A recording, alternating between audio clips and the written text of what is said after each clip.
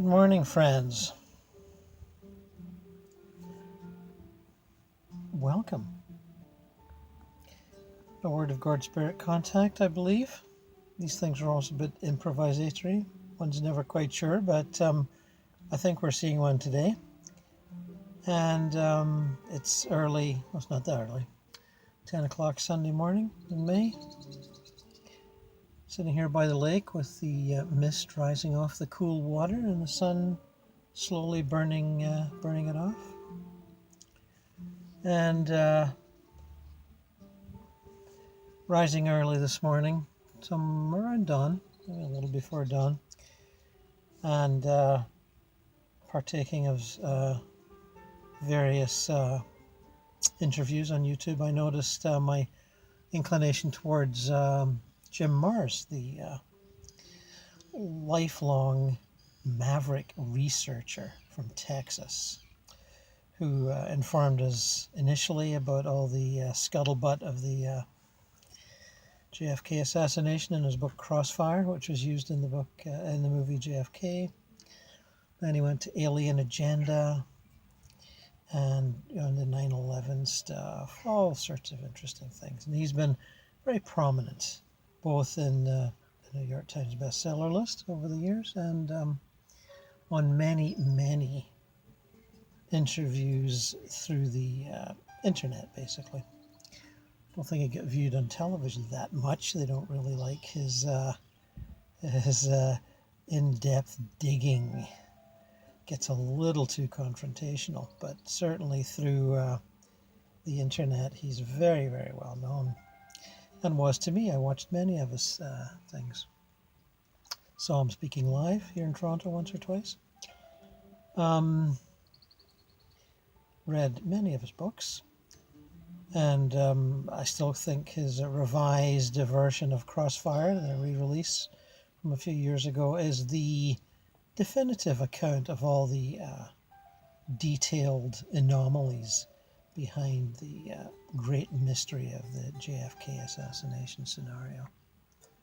It's, if you're interested, it's absolutely the book to read. Well, there's others, of course, that are very good too. And his book on the terror conspiracy of 9/11 is also very good. But remembering that he had passed last August, it's now, May, several months later, and had been wondering several times on how he was doing, I thought, I think I've been talking to him and now I'm just remembering. And these things happen. I wake up with vague notions and have to plug back into the reality I was at when I was asleep. And that's what I'm going to do now. And on one sense, it's happening in real time, of course. And on others, it's a memory. And that raises the whole question of what is real time and what is memory. And I've touched on that on many situations with to do with regression and stuff. If you remember your life, your incarnation in 1527, and you remember bits and bobs of it clearly, if they're dramatic or traumatic episodes, which you can relive quite easily because of the strength of the emotions, they then become as real as what you're experiencing now, quote unquote, now. And the same with out-of-body travel, projection of consciousness.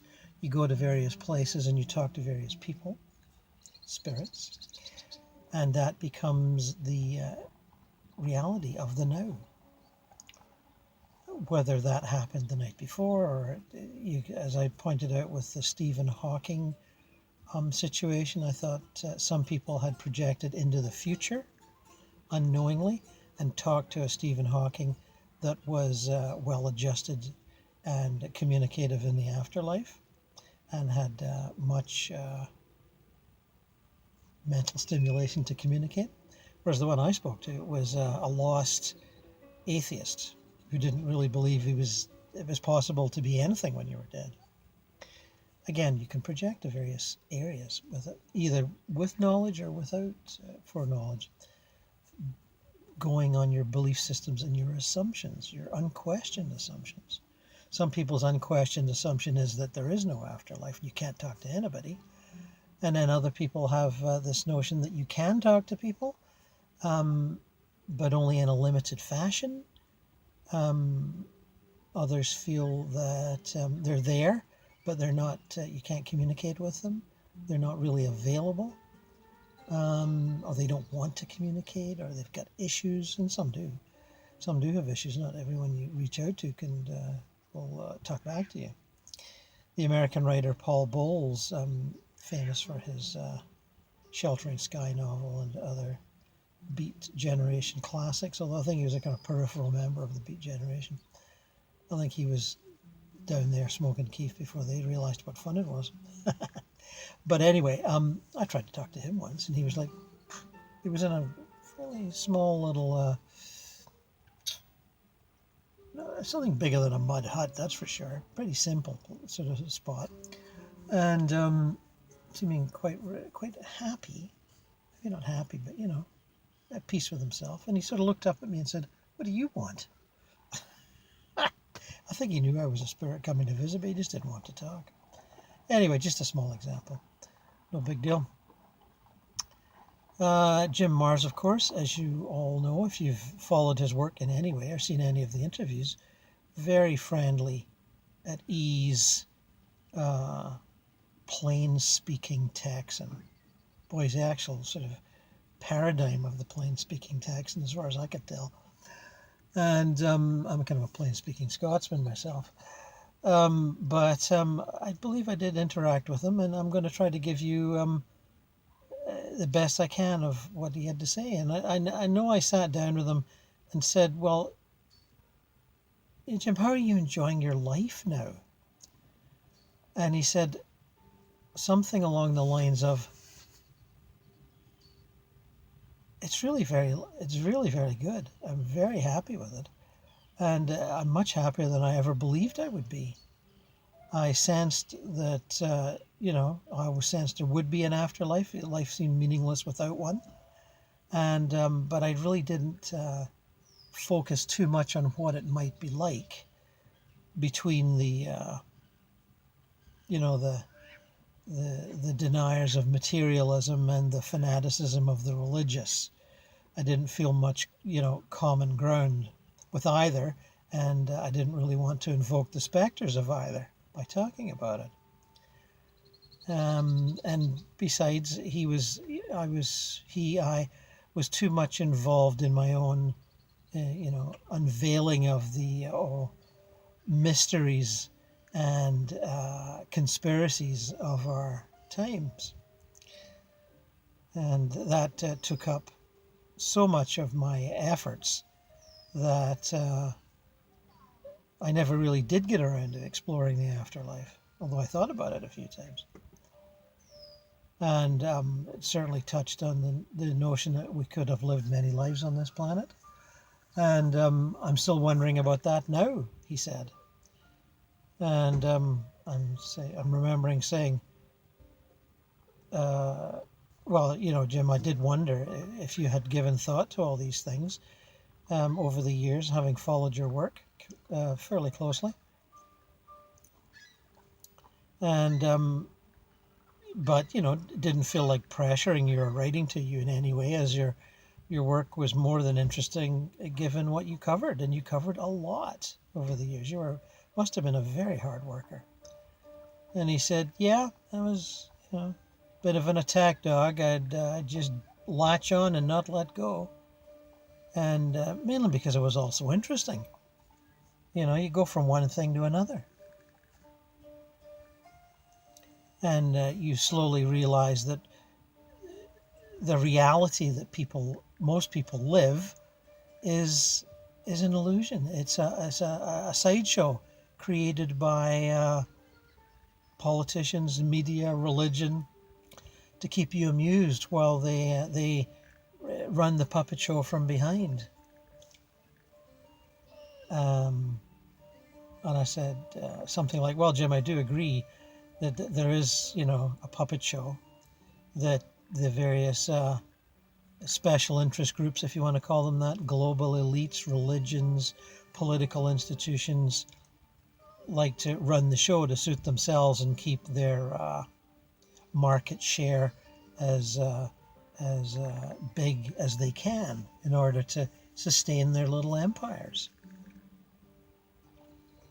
But I've always, well, not always, I've often thought through my own explorations that understanding who we are when we're in the spirit world as opposed to on earth is the key to really understanding the puppet show. And he seemed intrigued I would say that, and I tried to explain that, well, I said, how do you like the life you're living now? Do you find anyone's trying to control you now? And he said, no, it's amazing here. It's wonderful. This beautiful paradise world in which I can do anything I want, pretty much, and go anywhere and be with anyone. It strikes me as close to freedom as I've ever experienced. And God, no police, no passport control, no airports. I love it, he says. Traveling around without planes, great. God, did I get tired of traveling around on planes. Or, words to that effect. Obviously, I'm not quoting his exact words here. So then I tried to make the point about, well, Jim, here you are, as free a being as you're ever going to be. And I agree, that's how we are in spirits. And there is no, absolute control mechanism. Even if you live in, and I spoke about the various spheres that are, the emanations of religious beliefs, the religious heavens of all the great religions that you can think of. They're all there and they're filled with believers. And he's not in one. He seems to be in a sort of astral plane version of Texas, as far as I can gather. But it's always hard to tell. And there's many landscapes in Texas is a big part of the States, and I'm certainly not familiar with it all. And he's certainly in a beautiful part, that's for sure. He has a nice home, and I'm pretty sure he's setting it up, waiting for his wife to come along, although I don't know anything about her, her age, or her health. But old long-term couples are like that in spirit. One gets there and they wait for the other. And they're quite happy to. So I think he's, talking to, whoever, in communication with family members that have previously passed. He seemed very at ease about that sort of thing. Did I ask him? I can't quite remember. But you get the feeling that people are. They don't have that lost, befuddled, what do I do next look about them. They have that, hey, we're sitting in the garden having a chat. Isn't this nice? There's that sense. So I was trying to, go on about this notion of how we're free in spirit, and as we progress in spirit, and he wasn't quite sure what I meant by that. I could see he hasn't been there long enough. But I sort of tried to explain, the more you go on, Jim, the less you're actually a sort of human being in a body. You're more like a spirit, or a sort of focused area of lighted intelligence. And he seemed intrigued when I said that to him. And I didn't, sort of explain it farther, but I think if you've been following my videos, you know what I mean.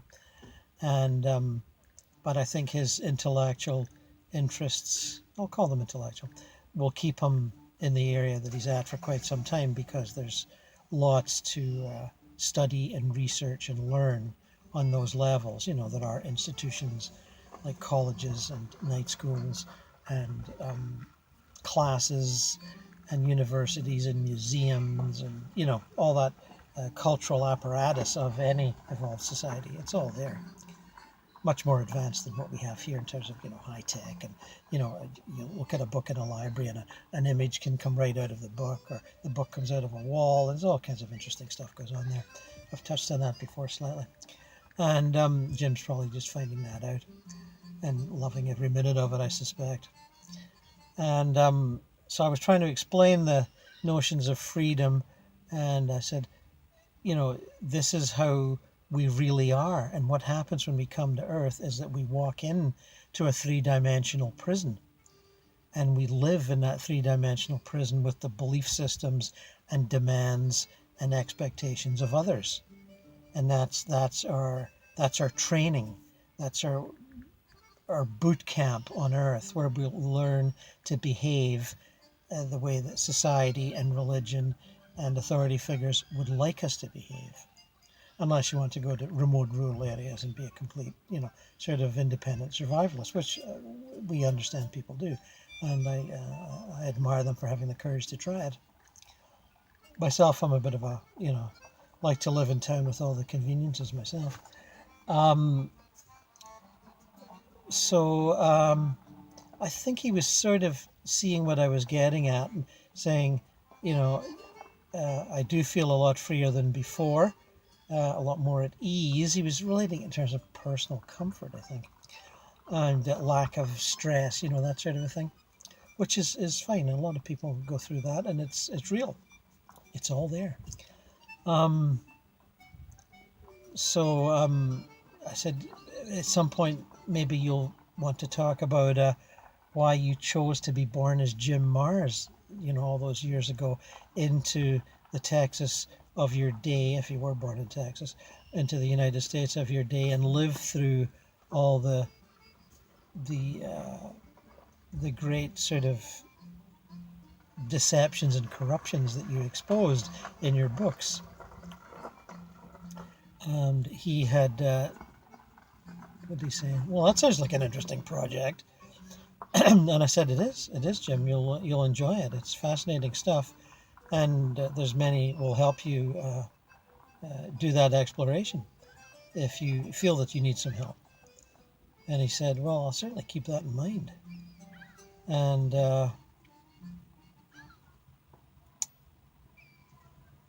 I congratulated him for sort of, I said, well, it's great that you're that open, Jim, because I can understand that you have all your interests, which haven't died just because you have passed into spirit.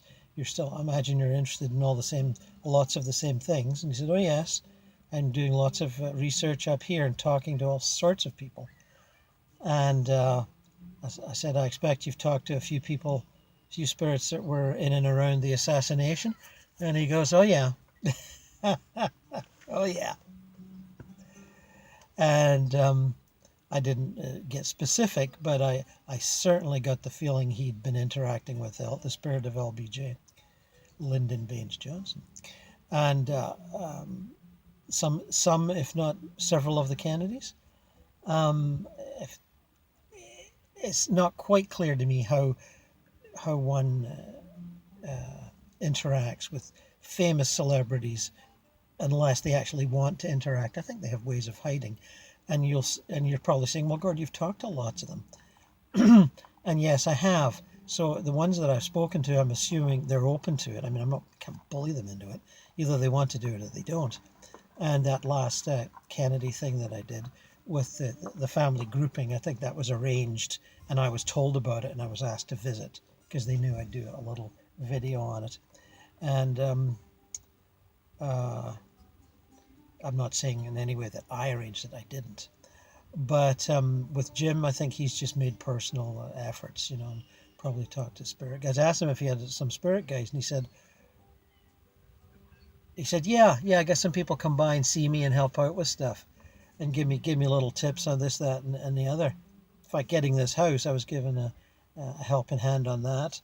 And it's amazing. The housing up here is amazing, he says. There's never an endless supply of dwellings that you can latch onto if you so desire.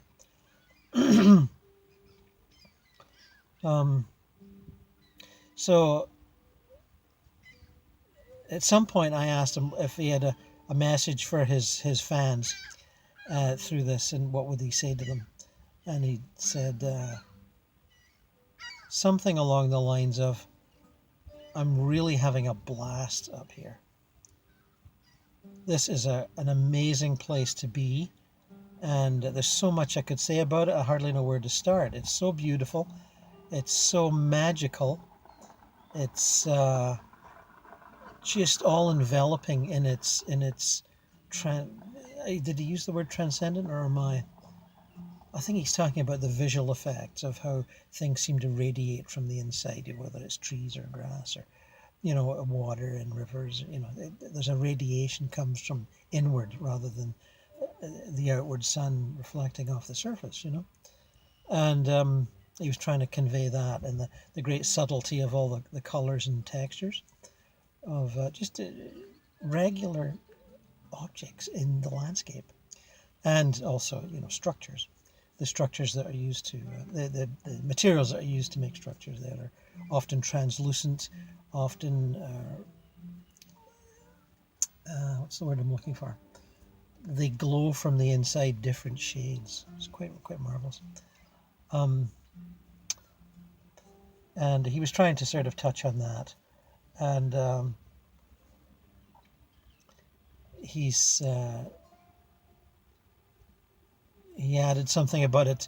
It's hard to focus on the stuff that I used to focus on because things are so marvelous here, and I'm just so intrigued with how marvelous it actually is, and the great mystery of why it's so marvelous. He's very, very touched on that, I think, and what else? He wanted to say to people, don't succumb to hopelessness. Don't succumb to there's nothing we can do. There's lots that you can do. Be proactive. Be your own citizen investigator. Don't rely on others. It's certainly not the mainstream media, but I'm sure all his fans know that anyway. Jim being Jim. And he says, despite all the terrible, inhumane, cruel things that happen in the world, there is the reward of this world that I'm in now, which some would call heaven, some would call paradise, and some would call complete fantasy. It's here. I know it's here because I'm in it. And he wants you all to know that. He's not in any way warning you against any sort of, he says, as far as I can see, there's no kind of matrix type illusion world, although some people say it is an illusion. It doesn't feel like an illusion to me. And if it is, it's the most beautiful illusion. But he's saying I can't completely deny those that say it is a matrix illusion while enjoying it, because they feel that, even though they can't sort of prove it, but there's a sense that they're in a play, in a dream, in a fantasy, but it's a very elaborate fantasy. And I interjected there and said, Jim, it seems to me that life in all the worlds, on Earth and in here, and all the different spirit worlds, it is a dream within a dream, and there is no ending to the dreams within dreams. We just move from one to another. And some are more beautiful than others, some are harsher than others. And they all have different characters that we interact with and either enjoy or dislike or, have difficulties with or, fall in love with. And he seemed interested in that I would say that. And I certainly am, and it certainly is the way I feel, that we do go from dream to dream. And though that, of course, leads to how are you going to define the concept dream, and what are the parameters of that dream reality, and how wide are they, and how flexible are they, and how clever are they. And it seems to me that on all levels, including Earth, including the lower realms of Earth, the hell realms, the hellish places on Earth, not the hell realms of spirit, where things are very limited and structured. And I was listening to a radio report on the people in Gaza and the living prison that they live in, and I was thinking, oh my goodness, what a terrible life they must have. And of course thinking, why would they choose to be born into that? But that's another metaphysical question for them, and maybe we'll approach that another time. But it becomes part of the bigger picture, is why do any of us choose to be born anywhere? to any society and to any parents. Why do we choose that? Well, it's obviously to do with our past karma and the lessons we want to learn, and sometimes a desperation. People in the lower astral that don't go farther up and don't have spirit guides and are panicky and full of desire and anger and fear, they will often they will fight over a womb, that any available womb, and the ones that are usually available are often in not the nicest parts of town.